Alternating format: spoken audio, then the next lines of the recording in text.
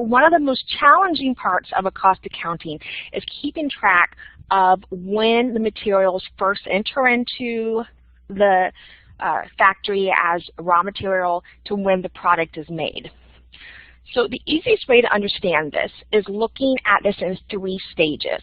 So the 3 stages of where we're going to track our product cost is raw materials, work in process, and finished goods. So for this example, I'm going to use chairs, and we're going to talk about wood being the material. So when wood is first brought into the factory, this is what it looks like, right? It's in its most raw, standard form. So an accountant would be responsible for keeping track of the wood they currently have sitting there that hasn't went into production. That's the beginning balance. They would add any new wood that they purchased. They would subtract out any wood that they would put into production, and we would call this transferred to WIP, work in process. And that would give them ending balance. So that would allow them to always know the dollar amount of wood they currently have on hand. And that's also very important when we're talking about tracking the cost as they go through the accounting system. We're looking at everything in a dollar format. The second stage is the work in process stage. This is also known as WIP. And it's also the production stage. This is where everything happens. This is where the chair is being made. So we always have to know what we have in work in process and WIP. First is the beginning balance. This is the chairs that we are currently working on, but they're not finished yet. Then we're going to add all the direct materials, so the cost of the wood we're bringing into production. So these 2 amounts, what we transferred out of raw materials, is the same thing as the direct materials in production. Then we're going to add all of our labor costs to make these chairs and all of our overhead costs. And finally, once we have the chair made, it no longer needs to be in production. It needs to be transferred out to the next phase. And that's called cost of goods manufactured. And I have a note here. That's the finished product. We're going to subtract out all of the chairs that we've completed, and that gives us the ending balance of what we currently have in production. Then the final phase is the finished goods phase. This consists of the beginning balance. So this is where the finished chairs are sitting at, basically waiting to be sold. So the beginning balance, that's the current chairs sitting there waiting to be sold, plus the cost of goods manufactured. This is the new chairs that we just received over here from production. So these 2 numbers will always be the same, hence the errors. And then we're going to subtract out any of the chairs that we sell to give us our ending balance, which is the dollar amount of chairs we currently have waiting there. So basically what these 3 stages do is allow us to keep track of the materials as it comes into the factory to when it's a finished product. Okay? And basically these 3 stages makes up that inventory P account you learned about in A211. So I'm sorry to bring back some information you didn't want to know from A211, but that inventory P account is made up of these 3 stages. And it's not uncommon to sometimes see a company have it broken down in these 3 stages, so you can see of their inventory what amount of it is finished, what amount of it is in process, and what amount of it is in its raw form. Now, your textbook does not show it this way. This is how I was taught in school by a professor, and I really liked it because basically these are just 3 sets of formulas. And because you have formulas, you can usually solve for any missing piece. Your textbook is going to show you a way to solve for the same missing pieces, but you have to create some financial statements. You're more than welcome to take that approach, but personally I think this is about the easiest method to use. So with these new formulas that we just learned, and I have them written on the top of page 11, we're going to do a problem so you can see how this is all incorporated. So on page 11, it tells us Bragdon Border Designs manufacture custom tiles. The following information relates to the fiscal year ending 2011. It gives us all of these costs.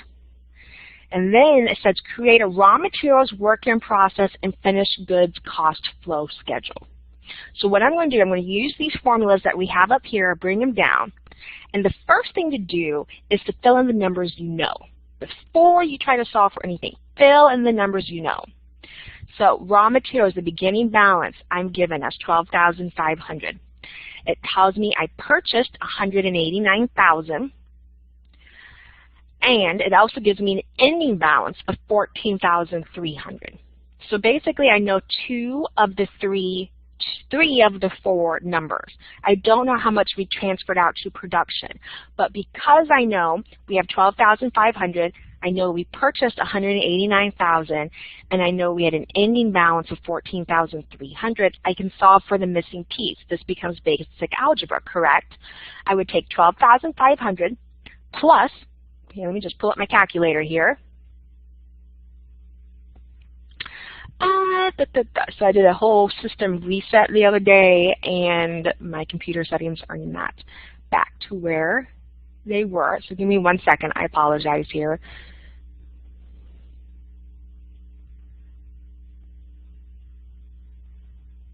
I don't know about the rest of you guys, but I do not like Windows 8.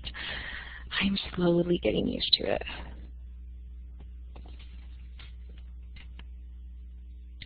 All right. Here we go. So I got my calculator here. All righty. So how am I going to solve for what dollar amount of tile did we transfer to work in process into production? So I'm going to take the $12,500. I'm going to add the purchases, because we know that number. And to solve for this missing piece, I'm going to subtract out the ending balance. And that tells me that the dollar amount that we transferred of raw materials into production was $187,200. So once again, I took $12,500 plus $189,000 less the ending balance to get $187,200. So now we have the complete raw material cost flow schedule. Work in process. Let's move to that one, shall we? Beginning balance is given to me of work in process of $24,500. Direct materials is always going to be the same amount that we transferred from raw materials into production. So that is the $187,200, except when we, in the work in process, it's an addition. Under raw material, hence the parentheses, it's a subtraction. Direct labor is $89,700 given to us. Overhead is $65,300 given to us. All right, and then it gives us the ending balance in work in process of $23,100. So I have all of the numbers except cost of goods manufactured. So if you're writing this down with me, you should see that. So how am I going to find out what's the dollar amount of tiles that we completed in production and transferred over to finished goods? I'm going to take the $24,500, add my direct materials of $187,200. Add direct labor of $89,700, add manufacturing overhead of $65,300, and subtract off my ending balance of $23,100. So once again, basic algebra was solving for the missing piece we don't know. And so the cost of goods manufactured, the amount of tiles that we completed in production and are ready to be transferred to finished goods, is $343,600. Then the final piece of this is the finished goods schedule. We're going to take our beginning balance that's given to us in finished goods of $28,900. The cost of goods manufactured from production is the same amount in finished goods, except the only difference is under work in process we subtracted it, but in finished goods we're going to add it. Cost of goods sold, I do believe, is not given to us, but our ending balance of $24,300 is. So we can solve for this missing piece. So we can take $28,900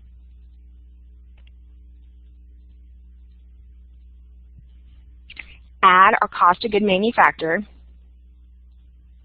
and subtract our ending balance, and we get cost of goods sold of $348,200. Now, some of you may be asking, why didn't you use sales, selling expenses, and general and administrative expenses? Remember, these three stages is to track cost flow through production. Therefore, through these three stages, we're only concerned about production cost or manufacturing cost. Same thing. Manufacturing and production, same terminology. So manufacturing or production cost is direct materials, direct labor, and overhead. Sales, selling expenses, and general administrative expenses, these are period. They have nothing to do with production, so we would not use them. All right, that wraps up this portion of the lecture. We're not going to do the final page. We're going to skip that. The attendance phrase for this week is pink rose. Have a good one.